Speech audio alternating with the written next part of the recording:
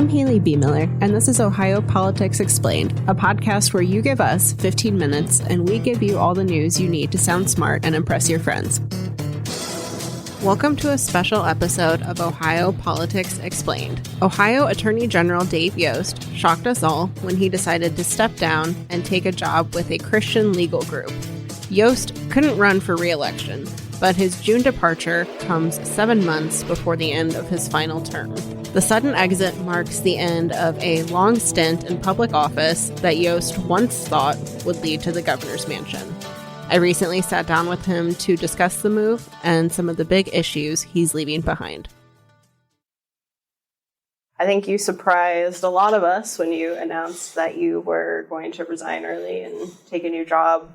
Walk me through kind of that decision-making process for you. Well, I think it surprised me, too. I love this job. I had intended to serve out my term, and I had got this offer that simply is too intriguing to pass up, and it's involving some new, standing up some new functions, and I didn't think waiting 7 months and then coming in after the fact was the right thing to do, so I took the opportunity. Why Alliance Defending Freedom? What draws you to that organization?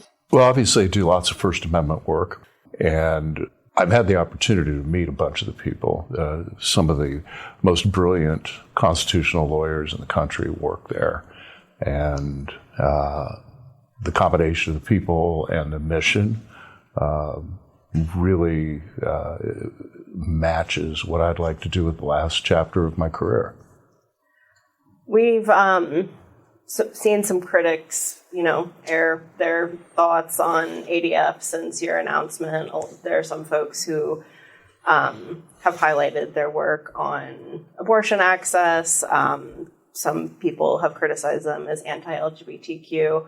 I'm curious your thoughts on that, and for you personally, where ADF aligns with, your set of values. Well, a great deal of the litigation they've been involved with, they've won 18 Supreme Court cases in the last 15 years. It's quite a track record. Actually, are being quoted in other contexts. When you argue for a rule of law cuts both ways. This isn't an ADF case, but the Democrats are very unhappy at the moment about the immunity decision regarding President Trump. When it's, some Democratic president, they will cite that precedent as a reason why the chief executive should not be hamstrung by lawfare and critical lawsuits before or after executing their duties on behalf of the country. The same thing applies with free exercise, rights of conscience matters. For example, the recent case out of Colorado regarding the counselor in the transgender case, Childs, is a perfect example of a case that stands for the proposition that states, may not offend the Constitution in the course of some other perceived good. That those individual rights of conscience are important. That works both ways, and there will come a day when the Childs decision is cited by some progressive in defense of what they're trying to do in Mississippi or Indiana. So this job, leaving early, you said you were surprised yourself. Certainly, I don't think any of this was on your bingo card a year ago when you were still planning to run for governor. Do you still stand by your decision to end that campaign? Yeah, I had the trifecta. Campaign announcement was in February 2025, but I had been running since 2023, traveling the state, raising money, doing all those things that you do. And it had been a long campaign already at the point that I had announced. And when I got the trifecta of a billionaire self-funding opponent, a presidential endorsement the other way, and then finally, after about 3 months, the ORP backing the president's endorsement, I just didn't see a path forward. And, candidly, Thomas Massey, down in Kentucky yesterday I think kind of drives home the fact that in a Republican primary, the president's endorsement matters a lot. You had said shortly before you ended your campaign, that you thought that Republicans should have a thoughtful debate throughout the primary. Do you still think that was missed, or do you think it's been beneficial to the party that they unified behind a candidate? Well, we'll see in November. I'm generally in favor of debate. Vivek and I share many goals. We have differing views on how to achieve those goals. And I think the debate would have been helpful, but wisdom is vindicated by all of our children. And if things turn out well in November, then I think that the party and the state will have been well served. Are you supporting Vivek at this point? Absolutely, yeah. I endorsed him prior to the primary. Governor DeWine, as you know, has been teasing an announcement on the death penalty, and Teasing is the right word. We've been waiting for literally almost a year. Yeah. It was supposed to come in January. You've made your position clear on that issue, but I'm curious, do you think what the governor will have to say, without us knowing, of course, what exactly that is, do you think that's going to move the needle meaningfully in this debate? I don't think many people have no opinion on this subject. It's, pretty prominent. I think the governor is a man of integrity who's spent a long time thinking about this issue in public life. And so, yes, I think his considered thoughts will be a contribution to the ongoing debate. Will it substantially move the needle? It actually might backfire, because the little bit of ground that is being gained among a few Republicans in the General Assembly, that coalition may stall, given the lack of popularity he has in some quarters of the GOP caucus over there. Coalition of Republicans in favor of abolishing? Yeah. You said that you've already talked to your successor about the First Energy case, and remain hopeful that the retrial will proceed as you had hoped.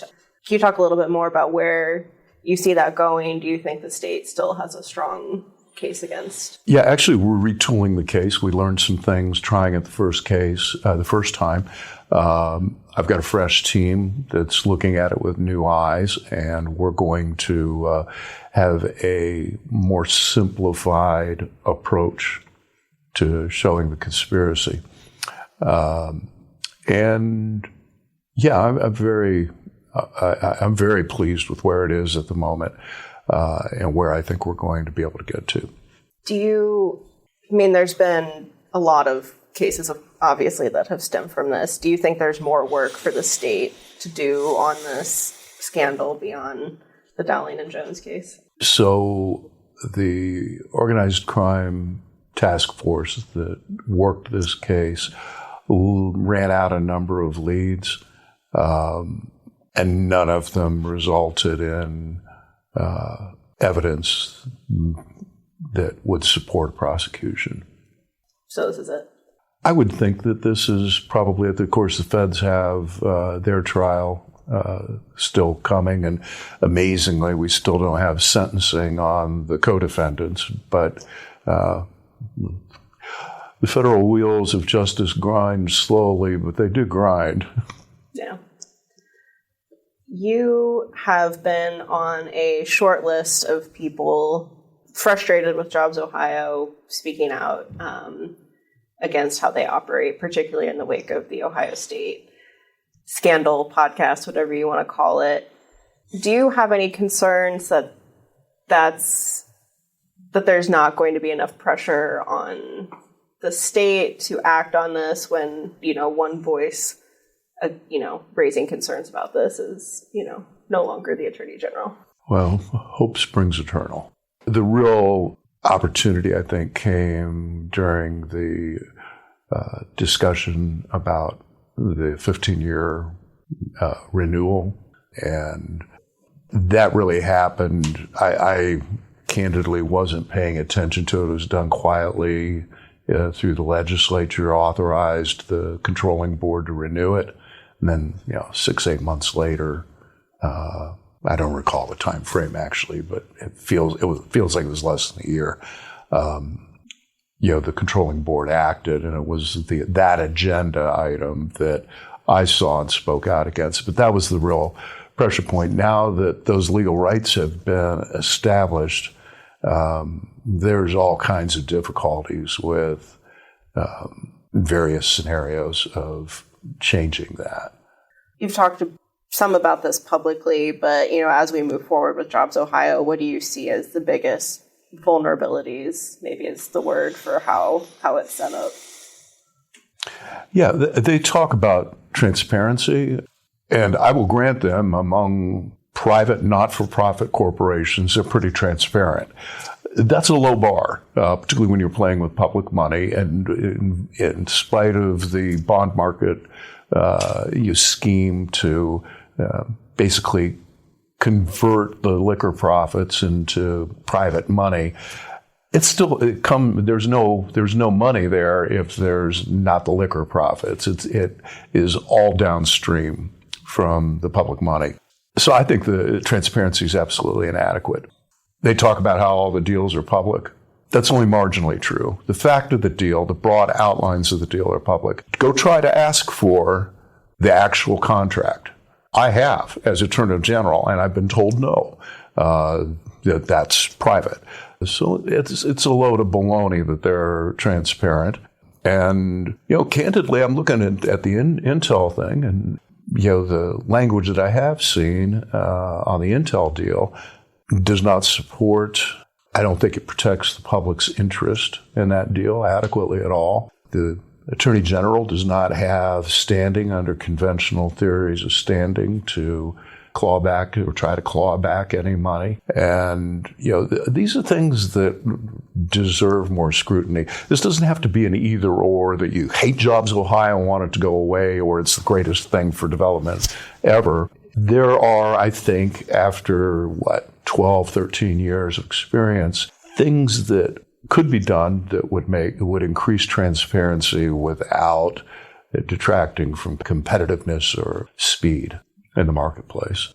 You've been in elected office politics for a while, moving on to sort of a different universe. This is a little bit of a philosophical question, but do you feel like Ohio's political system today is in a good place? Do you have concerns about, the sort of just how the temperature has been turned up in general anymore?